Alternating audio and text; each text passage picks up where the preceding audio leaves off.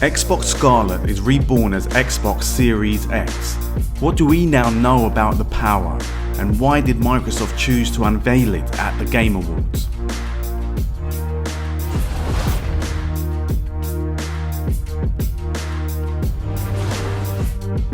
Let's suppose that you were able every night to dream any dream you wanted to dream.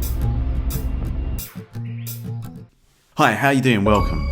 It's been over 2 weeks since the Xbox Series X reveal at the Game Awards, and it wasn't expected, so it was a good surprise for the audience in the theatre and everyone watching around the world via streaming.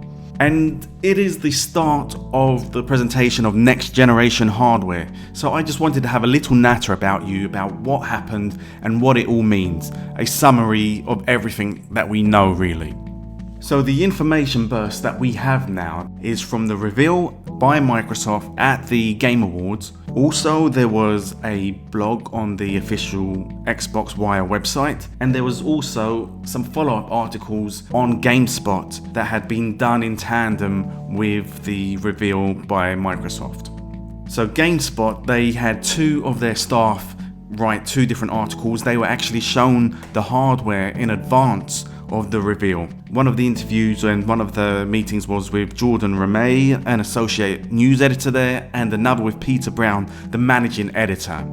So the reveal, it was very unusual. I don't think anybody could have predicted that we would see the Xbox One Series X premiered on the stage. And it's unusual because Microsoft at E3 in 2018, they teased their next-gen console, and then at E3 2019, they revealed a little bit more about it, but it was really a non-reveal. There was no substantial information. It was just a little bit of information about the SSD, and that's pretty much it. But if you think about what's been happening with PlayStation this year, Sony, they never attended E3, they never had any major press conferences this year, and yet the conversation seems to have been focused on the PS5. So how did this happen? Sony, they had 2 separate articles with Wired magazine where they actually talked about the PS5. So it was low key, it was unusual, but they revealed certain specifications, certain features, and pretty much since the first reveal in the Wired article in March, the conversation has been focused on the PS5. And then even come September, there was the leak of the PS5 dev kit. And so pretty much the whole year, the conversation has been focused on the PS5. And obviously that's not good for any competition. And if we look back to the reveal of the Xbox One back in 2013, the first substantial information about it only came in May during the Xbox One reveal event. So this, by comparison, is a whole 5 months earlier.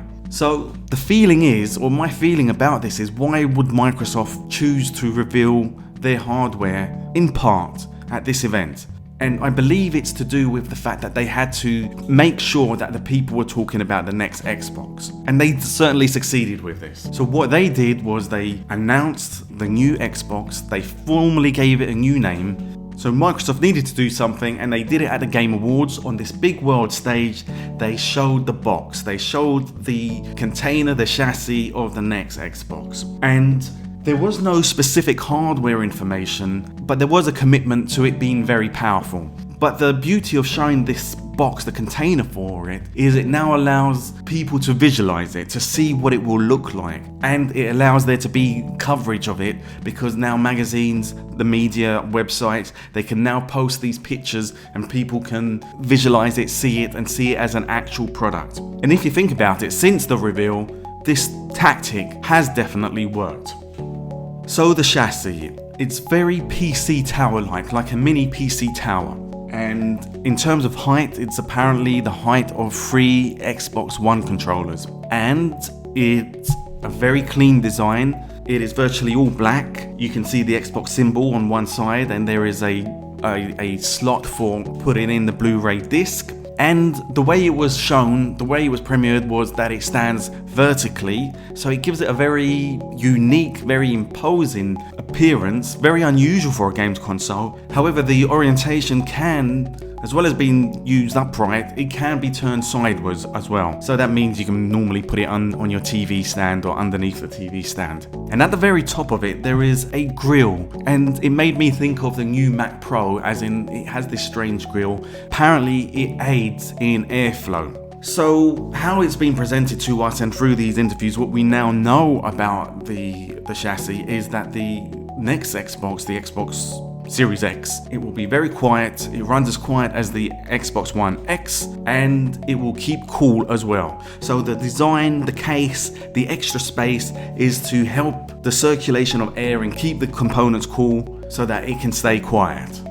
And to be honest, if that works, if it stays quiet, who cares about the appearance? And there has been some debate. Not everybody likes the design. To me, I actually really do like it. It's different, and different in a good way without being odd and weird. I didn't like the design of the original launch Xbox One. It seemed too bulky. This just seems refined, clear and classy, but I mean, you might have a different opinion.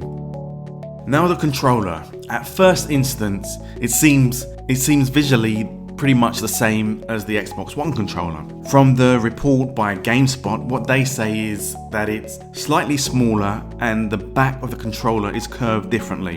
And Microsoft, what they have said about this is that they're happy with it, they're just refining it, just making it a little bit better. Now, there are a couple of key differences. The first one is that the D-pad has been changed to a hybrid D-pad. It's taken inspiration from the D-pad from the Xbox One Elite 2 controller. Apparently that works very well, so now this has been implemented in the standard controller. The other part, the most important part I would say, is the implementation of a share button. And this is brilliant because the share button, I would say, is genuinely the biggest innovation of the last generation. Sony, they introduced it with the PS4, and it allows anybody to just press a button to quickly take a screenshot or to record some footage or to broadcast live gameplay. And whilst Microsoft, they did implement it with the Xbox One, it is not a fluid experience. So by having it on the controller, it makes it an integrated part, and it suggests that Microsoft will also have better recording options with the next generation console. So for example, so you can record footage at longer lengths, maybe an hour, maybe more, but anything longer will be better than the 10-minute limit that you get on the current Xbox One. And Phil Spencer, he did actually say something about this, and this is what he said. We're not the first ones to do a share button, so we're not going to say that we invented that. But we've heard feedback that sharing is such a part of a gaming experience now for many of our players. I wanted a dedicated button to share, so you'll see that. So Phil Spencer, he's recognizing that what Sony did it was really game changing in many ways, and it's going to make such a difference to the next Xbox. So I'd say it's a really good and a really welcome next step. The other thing is, Microsoft, of course, they now have the Mixer streaming service. So to have their console better integrated with this, it's just further synergy for their products. There will be backwards compatibility, and on the blog, on the Microsoft Xbox Wire blog, it says, allowing you to bring your gaming legacy, thousands of games from 3 generations and more, forward with you. What isn't clear is if the next Xbox will be even more compatible, i.e. not running games by emulation, but running them as if natively. I don't think that is the case, but I think what Microsoft is saying, that this console is not just running Xbox One games, it's also running all previous Xbox games, i.e. the games from the Xbox 360 and games from the original Xbox. Unlike the PS5, which we only know it at this moment in time, to be able to run PS4 games. Now, what is interesting, very interesting, is that Microsoft are positioning this console as their most powerful console, and perhaps the most powerful console. On their website, it says fastest, most powerful. And Phil Spencer at the Game Awards said, next holiday, Xbox Series X will lead us into the future of console gaming. Our fastest, most powerful Xbox will set a new bar for performance, speed, and compatibility. Although he's not outright saying it's going to be faster than any competition, that is a clear statement of intent that Microsoft want it to be the most powerful. Now with the reveal, what's very interesting is that Microsoft didn't go into the specifics of the hardware. What we have learned is that it will have 4 times the processing power of Xbox One X. Spencer told GameSpot that Series X's GPU is 8 times faster than that of the base Xbox One, making it twice as fast as the Xbox One X. What this means specifically in terms of what hardware is down to interpretation, but Digital Foundry, who are pretty much the experts in hardware analysis, they believe that it's going to be 12 teraflops. And this is higher than what is currently rumored for the PS5, which is currently rumored to be 9 teraflops. Now, if it's going to be this high, why would Microsoft not actually reveal it at this stage? Why would they not put it out there to the public to say this is how powerful our machine is going to be? And I think the reason is that between now and the manufacturer of the console, which is likely to be summer, there is room for a competitor, Sony, to change or improve their spec. So if Microsoft were to now say that their hardware is 12 teraflops, then Sony would feel compelled to match it. But if Microsoft don't reveal it until E3 and Sony have a lower teraflops in their console, then Microsoft have that great advantage that the console will be faster or more powerful. My thinking behind it is that Microsoft basically, they want to keep their cards close to their chest and not reveal anything at this stage. So what about the price for this thing? The original Xbox One launched in the US for $499, and this was with the Kinect camera attachment, and in the UK for £429.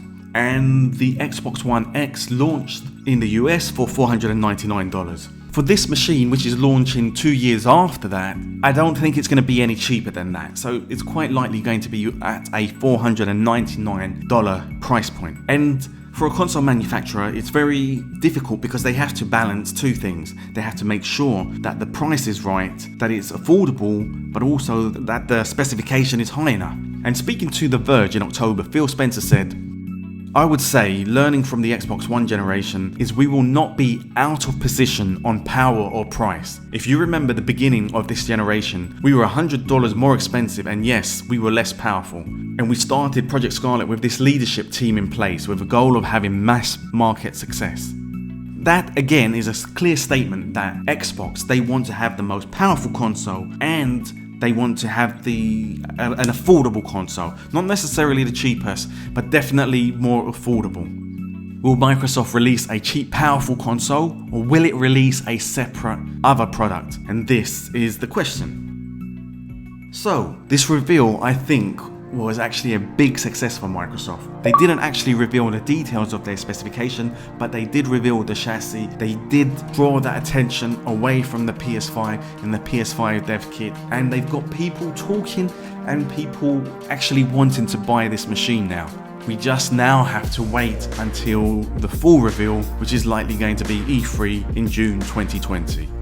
I mean, what did you think? Do you think the reveal went well? Did Microsoft succeed? Are you more excited about the Xbox One Series X now? Or perhaps less excited? Let me know. Thanks for watching, hit the like button and subscribe so you don't miss out on the next videos. Cheers!